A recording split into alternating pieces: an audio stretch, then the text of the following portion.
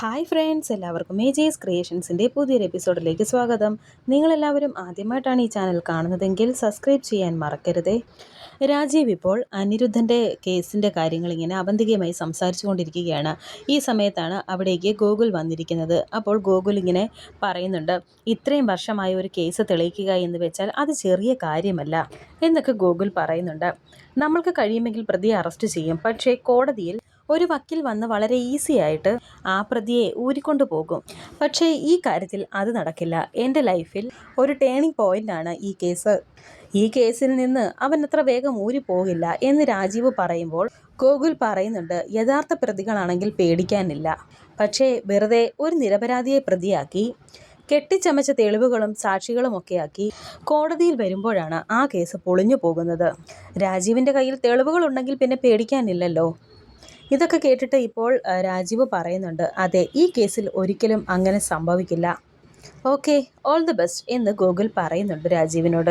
എനിക്ക് പോയിട്ട് ഒരു എമർജൻസി ഉണ്ട്, നിങ്ങൾ സംസാരിക്കുക എന്ന് പറഞ്ഞിട്ട് രാജീവ് ഇപ്പോൾ അവിടെ നിന്ന് പോകുന്നു.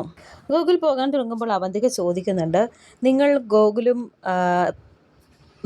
നിങ്ങളും വളരെയധികം അടുത്ത സുഹൃത്തുക്കളാണോ എന്ന്. ഉടനെ ഗോകുൽ പറയുന്നുണ്ട്, ഏയ് അല്ല, ഒരു പബ്ലിക് പ്രോസിക്യൂട്ടർ ആകുമ്പോൾ പോലീസുകാരുമായും എല്ലാവരുമായും ഒരു പരിചയം വേണമല്ലോ. ഈ നിയമമെല്ലാം കൂടെ ഇങ്ങനെ ഒരുമിച്ച് ചേർന്ന് കിടക്കുകയാണല്ലോ എന്നൊക്കെ ഗോകുൽ പറയുമ്പോൾ ഇപ്പോൾ അവന്തിക ചോദിക്കുന്നുണ്ട്, ഞാൻ കരുതി ഗൗരിയുടെ അമ്മയും കൂടി വരുമെന്നാ. എനിക്ക് നേരിട്ട് വന്നൊരു താങ്ക്സ് പറയാൻ ഇതുവരെ അങ്ങോട്ട് വരാൻ സാധിച്ചിട്ടില്ല എന്നൊക്കെ അവന്തിക പറയുമ്പോൾ ഇപ്പോൾ ഗോകുൽ പറയുന്നുണ്ട്, അത് സാരമില്ല, അവന്തിക വിളിച്ച കാര്യം ഞാൻ പറഞ്ഞിട്ടുണ്ട് സമൃദ്ധയോട് എന്ന് പറയുമ്പോൾ വീണ്ടും അവന്തിക പറയുന്നുണ്ട്, എന്നാലും വൈഫിനെ നേരിട്ട് കണ്ട് വന്നൊന്ന് പരിചയപ്പെടണമെന്ന് ഞാൻ വിചാരിച്ചതാണ്. പക്ഷേ പല തിരക്കുകൾ കാരണം ഇതുവരെ അത് സാധിച്ചിട്ടില്ല എന്നൊക്കെ അവന്തിക പറയുന്നുണ്ട്. അപ്പോൾ ഗോകുൽ പറയുന്നു, ഇനിയും സമയമുണ്ടല്ലോ, മാത്രമല്ല ഇപ്പോൾ നമ്മൾ എല്ലാവരും തമ്മിൽ വളരെ അടുത്ത ബന്ധമായി കഴിഞ്ഞു, ഇനിയിപ്പോൾ അങ്ങോട്ടോ ഇങ്ങോട്ടോ ഒക്കെ പോകാമല്ലോ. ഉടനെ അവന്തിക പറയുന്നുണ്ട്, എൻ്റെ മകൾക്ക് ബ്ലഡ് കൊടുത്ത് രക്ഷിച്ച ആളല്ലേ, അങ്ങനെ പെട്ടെന്ന് മറക്കാൻ സാധിക്കില്ലല്ലോ. എൻ്റെ ലൈഫിൽ ആകെയുള്ളത് അവൾ മാത്രമാണ്. ആട്ടെ, വൈഫ് വർക്ക് ചെയ്യുന്നുണ്ടോ എന്നും അവന്തിക ചോദിക്കുന്നുണ്ട്. ഇല്ലെന്ന് ഗോകുൽ പറയുന്നു. എങ്കിൽ പിന്നെ ഞാൻ ഇറങ്ങുകയാണ്. പിന്നെ ഗൗരിമോള് ഇതുവരെ വീട്ടിൽ നിന്നും മറ്റൊരു സ്ഥലത്ത് പോയി കിടന്നുറങ്ങിയിട്ടില്ല എന്നൊക്കെ ഗോകുൽ ഇങ്ങനെ പറയുമ്പോൾ അവന്തിക പറയുന്നുണ്ട്, കുട്ടികളുടെ കാര്യമോർത്ത് വിഷമിക്കണ്ട, അവരുടെ കാര്യം ഞാൻ മാനേജ് ചെയ്തോളാം. വൈഫിനോട് എൻ്റെ അന്വേഷണം പറഞ്ഞേക്കണം എന്നും അവന്തിക ഗോകുലിനോട് പറയുന്നുണ്ട്. അങ്ങനെ ഇപ്പോൾ ഗോകുൽ അവിടെ നിന്ന് പോകുന്നു. ഈ സമയം കുട്ടികൾ അവിടെയൊക്കെ നോക്കുകയാണ്. മുറിയൊക്കെ നടന്ന് കാണുന്നുണ്ട്. അങ്ങനെ മുറിയെല്ലാം കുട്ടികളെല്ലാം ഓടി നടന്ന് കാണുന്നുണ്ട്. പിന്നെ അവർ തമ്മിൽ സംസാരിക്കുകയും ചിരിക്കുകയും കളിക്കുകയും ഒക്കെ ചെയ്യുന്നുണ്ട്. അങ്ങനെ ഇപ്പോൾ കുറച്ച് കളിപ്പാട്ടങ്ങളൊക്കെ എടുത്തുകൊണ്ട് ഗൗരി മറ്റൊരു റൂമിലേക്ക് ചെന്നിട്ടുണ്ട്. അപ്പോൾ ആ റൂമിൽ ഒരു മേശയിൽ ഇങ്ങനെ യഥാർത്ഥ ഗണ്ണിരിക്കുന്നത് കാണുന്നുണ്ട്. കുറച്ചു മുമ്പേ അവർ ടോയ് ഗൺ എടുത്ത് കളിക്കുന്നുണ്ടായിരുന്നു. അങ്ങോട്ടും ഇങ്ങോട്ടും ഒക്കെ ഇങ്ങനെ വെടിവെച്ച് കളിക്കുന്നുണ്ടായിരുന്നു. ആ സമയത്താണ് ഇപ്പോൾ ഗൗരി മോൾക്ക് ആ യഥാർത്ഥ ഗൺ കിട്ടിയിരിക്കുന്നത്. ആ സമയം പെട്ടെന്ന് തന്നെ മോളെ എന്ന് വിളിച്ചുകൊണ്ട് ജെനി അവിടേക്ക് വന്നു. ഗൗരി പെട്ടെന്ന് തന്നെ ആ ഗണ്ണെടുത്ത് പിറകിൽ ഒളിപ്പിക്കുന്നുണ്ട്. മോൾ ഈ മുറിയിൽ എന്താ, അവരൊക്കെ അപ്പുറത്ത് നിൽക്കുകയായിരുന്നല്ലോ എന്നൊക്കെ ഗൗരിയോട് ജെനി ചോദിക്കുമ്പോൾ ഗൗരി പറയുന്നുണ്ട്, ഞാൻ വെറുതെ കളിപ്പാട്ടമൊക്കെ നോക്കാൻ വന്നതാണെന്ന്. അപ്പോൾ ജെനി പറയുന്നുണ്ട്, ഇനി ഈ റൂമിൽ കയറരുത് കേട്ടോ, അവരൊക്കെ അവിടെയല്ലേ എന്നൊക്കെ ജെനി പറയുമ്പോൾ അങ്ങനെ ഇപ്പോൾ ആ ഗണ്ണെടുത്ത് ഒളിപ്പിച്ച് വെച്ചിട്ട് ഗൗരി ഇപ്പോൾ ആ റൂമിൽ നിന്ന് പോകുന്നു. എൻ്റെ ദൈവമേ, ആ കൊച്ചങ്ങാനി ഈ റൂമിൽ കയറിയെന്നറിഞ്ഞാൽ ആ മേഡം എന്നെ നിർത്തി പൊരിപ്പിക്കും എന്നൊക്കെ ജെനി ഇങ്ങനെ ഒറ്റയ്ക്ക് നിന്ന് പറയുന്നുണ്ട്. എന്നിട്ട് ജെനി ഇപ്പോൾ ആ റൂമിൽ നിന്ന് പുറത്തിറങ്ങിയതിന് ശേഷം വാതിലടയ്ക്കുകയാണ്. അങ്ങനെ ഗൗരി ഇപ്പോൾ ആ ഗണ്ണെടുത്തുകൊണ്ട് പോയി ഗൗരിയുടെ ബാഗിലേക്ക് വെച്ചിരിക്കുകയാണ്. അങ്ങനെ കുട്ടികളെല്ലാവരും ആ റൂമിലേക്ക് വരുന്നുണ്ട്. അപ്പോൾ അവർ ചോദിക്കുന്നുണ്ട്, അങ്ങനെ ഓരോ ഗണ്ണും ഓരോ ബാഗിലാക്കി ഇങ്ങനെ ഗൗരി വെക്കുന്നുണ്ട്. അപ്പോൾ അവർ ചോദിക്കുന്നുണ്ട്, നമ്മളെന്തിന് ഈ കളിപ്പാട്ടമൊക്കെ ഇങ്ങനെ എടുത്ത് വെക്കുന്നത് എന്ന്. കളിപ്പാട്ടങ്ങൾ വെച്ച് കളിക്കാനാണെങ്കിൽ ഇവിടെ ഇരുന്നാൽ പോരെ, അവിടെ വെച്ച് നമുക്ക് വേറെ എന്തെങ്കിലും ഗെയിം കളിച്ചൂടെ എന്നൊക്കെ ഇന്ദു ചോദിക്കുമ്പോൾ ഗൗരി പറയുന്നുണ്ട്, അവിടെ ചെന്നിട്ട് കളിക്കാൻ എൻ്റെ കയ്യിൽ ഒരു ഉഗ്രൻ പ്ലാനുണ്ട്. നിന്റെ അമ്മ പറഞ്ഞ പിക്നിക് സ്പോട്ട് ഒരുപാട് ആളുകൾ വരുന്ന സ്ഥലമാണോ എന്ന് ഗൗരി ഇപ്പോൾ ചിപ്പിയോട് ചോദിക്കുന്നുണ്ട്. അതൊക്കെ അമ്മയ്ക്ക് മാത്രമേ അറിയാവൂ, എന്തായാലും നിങ്ങൾ വേഗം റെഡിയാവ്, നമുക്ക് പോകണ്ടേ എന്ന് ചിപ്പി ചോദിക്കുന്നുണ്ട്. പിന്നീട് ഇപ്പോൾ കാണിക്കുന്നത് ഗോകുൽ ഇപ്പോൾ വീട്ടിലെത്തിയിരിക്കുകയാണ്. മോൾക്ക് വേറെ പ്രശ്നമൊന്നും ഇല്ലല്ലോ അല്ലേ, ഒരു ദിവസമെങ്കിലും ഇവിടുന്ന് മാറി നിൽക്കുന്നത് അവൾ ആദ്യമായിട്ടാണ് എന്നൊക്കെ ശോഭനാമ്മ ഇപ്പോൾ ഗോകുലിനോട് പറയുന്നുണ്ട്. ഒറ്റയ്ക്കല്ലല്ലോ, ഫ്രണ്ട്സൊക്കെ കൂടെയില്ലേ, പിന്നെ എന്തിനാ പേടിക്കുന്നത് എന്ന് ഗോകുൽ ഇപ്പോൾ ശോഭനയോട് ചോദിക്കുന്നുണ്ട്. എന്നാലും വലിയ വീടല്ലേ, കുട്ടികൾ എന്തെല്ലാം കുസൃതികൾ ഒപ്പിക്കുമെന്ന് ആർക്കറിയാം എന്നൊക്കെ ശോഭന പറയുമ്പോൾ എൻ്റെ അമ്മേ, അവൾ അങ്ങനെ അനാവശ്യമായ കാര്യങ്ങൾ ഒന്നും തന്നെ ചെയ്യില്ല. പിന്നെ ഒരു വീട്ടിലേക്ക് ചെന്നാൽ എന്തൊക്കെയാണ് ചെയ്യേണ്ടതെന്ന് അവൾക്ക് നന്നായിട്ടറിയാം. എന്നിട്ട് സമൃദ്ധി എവിടെയെന്നും ഗോകുൽ ഇപ്പോൾ ചോദിക്കുന്നുണ്ട്. തലവേദനയാണെന്ന് പറഞ്ഞ് മുറിയിലിരിപ്പുണ്ട് എന്നിപ്പോൾ ശിശിര പറയുന്നു. മോള് പോയതിൻ്റെ വിഷമമായിരിക്കും എന്ന് ശോഭന പറയുമ്പോൾ ശിശിര പറയുന്നുണ്ട്, ഇത്രയ്ക്ക് വിഷമിക്കാൻ എന്തിരിക്കുന്നു, ഒരു ദിവസം കഴിഞ്ഞാൽ അവൾ ഇങ്ങോട്ട് തന്നെ വരില്ലേ എന്നൊക്കെ ശിശിര പറയുമ്പോൾ നീ അങ്ങോട്ട് മാറി നിന്നേ എന്ന് പറഞ്ഞ് മുറിയിലേക്ക് പോവുകയാണ് ഗോകുൽ ഇപ്പോൾ പോയ സമയത്ത് ഇപ്പോൾ ശിശിര പറയുന്നുണ്ട്, ഓ ഞാൻ പറഞ്ഞതൊന്നും അവൻ അങ്ങോട്ട് അത്ര ഇഷ്ടപ്പെട്ടില്ലെന്ന് തോന്നുന്നു. അല്ല, ഞാൻ പറഞ്ഞതിലിപ്പോൾ എന്താ തെറ്റ്? ഒരു ദിവസം മാറി നിൽക്കുന്നതിന് ഇത്രയും സങ്കടമാണെങ്കിൽ നാളെ ഇപ്പോൾ ഈ കൊച്ച് അവളുടേതല്ലേ എന്ന് അറിയുമ്പോൾ എത്രമാത്രം സങ്കടമായിരിക്കും എന്നൊക്കെ ശിശിര പറയുന്നത് കേട്ട് ഇപ്പോൾ ശോഭന ദേഷ്യത്തോടെ പറയുന്നുണ്ട്, നിർത്തടി, നിന്റെ നാവ് കുറച്ച് അടക്കി വെക്കുന്നത് അതിനൊക്കെ നല്ലത്. കഴിഞ്ഞ ദിവസം കിട്ടിയതിൻ്റെ ചൂട് മാറിയിട്ടില്ലല്ലോ എന്നൊക്കെ ശോഭന ചോദിക്കുമ്പോൾ ഇപ്പോൾ ശിശിര പറയുന്നുണ്ട്, അതെ, എനിക്കത് തന്നെ കിട്ടണം.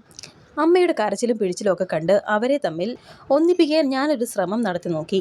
കറക്റ്റ് സമയം വന്നപ്പോൾ അതെല്ലാം എൻ്റെ തലയിലിട്ടിട്ട് അമ്മ കാലു മാറി. അല്ലെങ്കിലും അമ്മയ്ക്ക് കൂറ് സ്വന്തം മകനോട് മാത്രമാണല്ലോ എന്നൊക്കെ ശിശിര പറയുന്നത് കേട്ട് ശോഭന പറയുന്നുണ്ട്, ദേ കൈനീട്ടി ഒന്ന് തന്നാലുണ്ടല്ലോ, അവർ രണ്ടുപേരും ഒന്നിച്ച് ജീവിക്കണമെന്ന് മാത്രമേ ഞാൻ ആഗ്രഹിച്ചിട്ടുള്ളൂ. അല്ലാതെ ഉറക്കഗുളിക കൊടുത്തു മയക്കി അവളെ കൊണ്ടുപോയി അവൻ്റെ മുറിയിൽ കിടത്താൻ നിന്നോട് ഞാൻ പറഞ്ഞോ? അതിനൊരെണ്ണം നിനക്ക് കിട്ടിയതിന് യാതൊരു തരക്കേടുമില്ല എന്നൊക്കെ ദേഷ്യപ്പെട്ട് ശോഭന പറഞ്ഞിട്ട് ഇപ്പോൾ അവിടെ നിന്ന് പോവുകയാണ്. ആ സമയം ഇപ്പോൾ ശിശിര പറയുന്നുണ്ട്, ഇപ്പോൾ ഞാൻ ആരായി? ഇതാ പറയുന്നത്, ഒരാളെയും ആവശ്യമില്ലാതെ അങ്ങോട്ട് കയറി സഹായിക്കാൻ ചെല്ലരുതെന്ന്. ഇനിയിപ്പോൾ അവരായി അവരുടെ പാടായി. അവരിനി ഒന്നിക്കുകയോ ഒന്നിക്കാതിരിക്കുകയോ എന്താന്ന് വെച്ചാൽ ചെയ്യട്ടെ, എൻ്റെ കാര്യം നോക്കാൻ എനിക്കറിയാം എന്നൊക്കെ ഇങ്ങനെ ഒറ്റയ്ക്ക് നിന്ന് പറയുന്നുണ്ട് ശിശിര. ശേഷം ഇപ്പോൾ അർച്ചനയെ കാണിക്കുന്നു. ഗൗരിമോൾ ഇല്ലാത്തതിൻ്റെ ഒരു വിഷമവും വെപ്രാളവും ടെൻഷനും ഒക്കെ തന്നെ ഇപ്പോൾ അർച്ചനയ്ക്കുണ്ട്. ടെൻഷൻ കയറി ഇങ്ങനെ അങ്ങോട്ടും ഇങ്ങോട്ടും റൂമിൽ ഇങ്ങനെ നടക്കുന്നുണ്ട്. ഈ സമയത്താണ് ഇപ്പോൾ ഗൂഗിൾ റൂമിലേക്ക് വന്നിരിക്കുന്നത്. ഗൂഗിളിനെ കണ്ടുകൊണ്ട് തന്നെ അർച്ചന ചോദിക്കുന്നുണ്ട്, ഗൂഗിൾ, എൻ്റെ മോൾ എവിടെയാ? അവളെ എനിക്കിപ്പോൾ തന്നെ കാണണം. മോളില്ലാത്തത് കൊണ്ട് തന്നെ എനിക്കൊരു വല്ലായിക. അവൾക്ക് എന്തോ ഒരു അപകടം പറ്റാൻ പോകുന്നത് പോലെ ഒരു തോന്നൽ എനിക്കങ്ങനെ ഫീൽ ചെയ്യുന്നുണ്ട് എന്നൊക്കെ ഇങ്ങനെ അർച്ചന പറയുമ്പോൾ ഗൂഗിൾ പറയുന്നുണ്ട്, എടോ താൻ എന്തായി പറയുന്നത്? അവൾക്ക് ഒരു അപകടവുമില്ല, അവൾ ഫ്രണ്ട്സിൻ്റെ കൂടെ നിൽക്കുമല്ലേ എന്നൊക്കെ ഗൂഗിൾ പറയുമ്പോൾ അർച്ചന പറയുന്നുണ്ട്, സ്ലീപ്പ് ഓവറും വേണ്ട, ഒന്നും വേണ്ട, എൻ്റെ മോളെ എങ്ങനെയെങ്കിലും തിരിച്ചു കൊണ്ടുപോവാ, എനിക്ക് എൻ്റെ മോളെ ഒന്ന് കാണണം എന്നൊക്കെ ഇങ്ങനെ അർച്ചന പറയുന്നുണ്ട്. എടോ താൻ എന്തായി പറയുന്നത്? ഞാൻ മോളെ കൊണ്ട് വിട്ടതല്ലേ ഉള്ളൂ, പിന്നെ ഉടനെ തിരിച്ചു കൊണ്ടുവരാൻ പറ്റുമോ എന്നൊക്കെ ഗൂഗിൾ ഇങ്ങനെ ചോദിക്കുന്നുണ്ട്. താൻ ഒന്ന് സമാധാനിക്ക്, നാളെ സ്ലീപ്പ് ഓവർ കഴിയുമ്പോൾ ഞാൻ മോളെ പോയി തിരിച്ചു കൊണ്ടുവരാം എന്നൊക്കെ ഇങ്ങനെ ഗൂഗിൾ പറയുന്നുണ്ട്. ഇത് കേട്ടിപ്പോൾ അർച്ചന പറയുന്നുണ്ട്, ഇല്ല, ഞാൻ സമ്മതിക്കില്ല. ഞാൻ പറഞ്ഞാലെന്താ കേൾക്കാത്തത്? എൻ്റെ വിഷമം ഗൂഗിളിന് മനസ്സിലാവില്ലേ? എൻ്റെ മോളെ ഞാൻ ആർക്കും വിട്ടുകൊടുക്കില്ല, എനിക്കിപ്പോൾ തന്നെ പോകണം, ഞാനും കൂടെ വരാം, നമുക്ക് അവളെ പോയി കൊണ്ടുവന്നേ പറ്റൂ എന്നൊക്കെ ഇങ്ങനെ അർച്ചന പറയുന്നുണ്ട് ഗൂഗിളിനോട്. താനെന്താ ഇങ്ങനെ പരസ്പര വിരുദ്ധമായി സംസാരിക്കുന്നത്? നമ്മളിപ്പോൾ അങ്ങോട്ട് ചെന്നാൽ മോള് നമ്മുടെ കൂടെ വരുമെന്ന് തനിക്ക് തോന്നുന്നുണ്ടോ എന്നൊക്കെ ഗൂഗിൾ ചോദിക്കുമ്പോൾ അർച്ചന പറയുന്നുണ്ട്, എന്താ വന്നാൽ? ഞാൻ അവളുടെ അമ്മയല്ലേ, ഞാൻ പറഞ്ഞാൽ അവൾക്ക് കാര്യങ്ങൾ മനസ്സിലാവില്ലേ? അല്ലെങ്കിൽ തന്നെ എൻ്റെ മോളുടെ കാര്യത്തിൽ ഞാനല്ലേ തീരുമാനമെടുക്കേണ്ടത്? ഗൂഗിൾ, വേറെ ഒഴിവ് കഴിവൊന്നും പറയല്ലേ, വാ വന്നേ, നമുക്ക് പോകാം. ഞാനില്ലാതെ എൻ്റെ മോളുടെ കാര്യങ്ങളൊന്നും തന്നെ ശരിയാവില്ല. വാ ഗൂഗിൾ, നമ്മുടെ മോൾക്ക് എന്തെങ്കിലും പറ്റുന്നതിന് മുമ്പേ നമുക്കവിടെ ചെല്ലണം എന്നൊക്കെ അർച്ചന ഇങ്ങനെ പറയുന്നത് കേട്ട് ഗൂഗിൾ ചോദിക്കുന്നുണ്ട്, അവൾക്ക് എന്ത് പറ്റാനാണെന്ന്. ഉടനെ അർച്ചന പറയുന്നു, അതൊന്നും പറഞ്ഞ ഗൂഗിളിന് മനസ്സിലാവില്ല, പിന്നീട് ഞാനെല്ലാം വിശദമായി പറയാം, ഇപ്പോൾ എൻ്റെ കൂടെ വാ, എനിക്ക് അവളെ ഒന്ന് കാണണം എന്നൊക്കെ പറയുന്നത് കേട്ടിപ്പോൾ ഗൂഗിൾ ചോദിക്കുന്നുണ്ട്, എടോ തനിക്ക് എന്താ പറ്റിയത്, എന്തെങ്കിലും പ്രശ്നമുണ്ടോ എന്നൊക്കെ ഗൂഗിൾ ചോദിക്കുമ്പോൾ അർച്ചന പറയുന്നുണ്ട്, എൻ്റെ മോളുടെ കാര്യത്തിൽ ഞാൻ പിന്നെ എങ്ങനെയായിരിക്കേണ്ടത്? ഗൂഗിളിന് എന്നെ മനസ്സിലാവാത്തത് എന്താ? എനിക്ക് പോകണം എന്നൊക്കെ പറഞ്ഞ് ഇപ്പോൾ പോകാനായി കിടന്ന് ബഹളമുണ്ടാക്കുകയാണ് അർച്ചന. ഗൂഗിൾ വന്നില്ലെങ്കിൽ ഞാൻ ഒറ്റയ്ക്ക് പോകും എന്ന് അർച്ചന ഇപ്പോൾ പറയുന്നുണ്ട്. താൻ ഇങ്ങോട്ട് പോകുമെന്ന് ഈ പറയുന്നത് എന്നിങ്ങനെ ഗൂഗിൾ ചോദിക്കുന്നുണ്ട്. അപ്പോഴെന്നെ അർച്ചന പറയുന്നുണ്ട്, ദേ എന്നെ തടയരുത് എന്നൊക്കെ പറഞ്ഞപ്പോൾ ചെവി ഇങ്ങനെ പൊത്തിപ്പിടിക്കുകയാണ് അർച്ചന. ഒരു ശബ്ദം കേൾക്കുന്നില്ലേ, ഒരു നിലവിളി പോലെ എൻ്റെ മോളുടെ ശബ്ദം എനിക്ക് കേൾക്കുന്നത് എന്നൊക്കെ പറഞ്ഞ് ചെവി ഇങ്ങനെ പൊത്തിപ്പിടിക്കുകയാണ് അർച്ചന. എൻ്റെ ചെവി കൊട്ടിയടയ്ക്കുന്നു. അവൾ പോയപ്പോൾ മുതൽ തുടങ്ങിയതാണ് ഈ ഒരു ചെവിക്കകത്തെ മൂളിച്ചയും ഒരു വിളിയുമൊക്കെ. അത് വെറുതെ ഒന്നുമല്ല, എന്തോ സംഭവിക്കാൻ പോകുന്നതിൻ്റെ മുന്നോടിയാണ്.